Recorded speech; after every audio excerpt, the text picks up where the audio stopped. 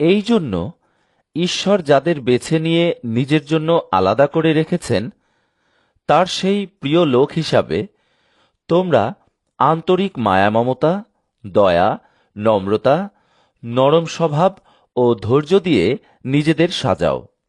একে অন্যকে সহ্য করো, এবং যদি কারো বিরুদ্ধে তোমাদের কোনো দোষ দেবার কারণ থাকে, তবে তাকে ক্ষমা করো।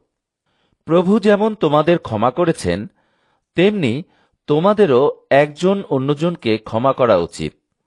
আর এই সবের উপরে ভালোবাসা দিয়ে নিজেদের সাজাও।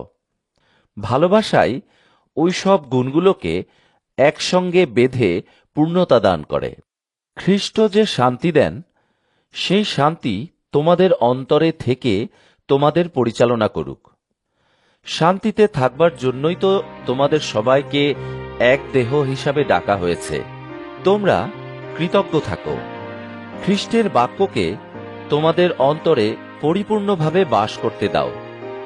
ঈশ্বরের দেওয়া জ্ঞানে একে অন্যকে শিক্ষা ও পরামর্শ দাও, এবং অন্তরে কৃতজ্ঞতার সঙ্গে ঈশ্বরের উদ্দেশ্যে গীতসংহিতার গান এবং আত্মিক ও প্রশংসার গান করো। তোমরা যা কিছু বলো বা করো না কেন, তা প্রভু যিশুর নামে করো, এবং তার মধ্যে দিয়েই পিতা ঈশ্বরকে ধন্যবাদ দিও।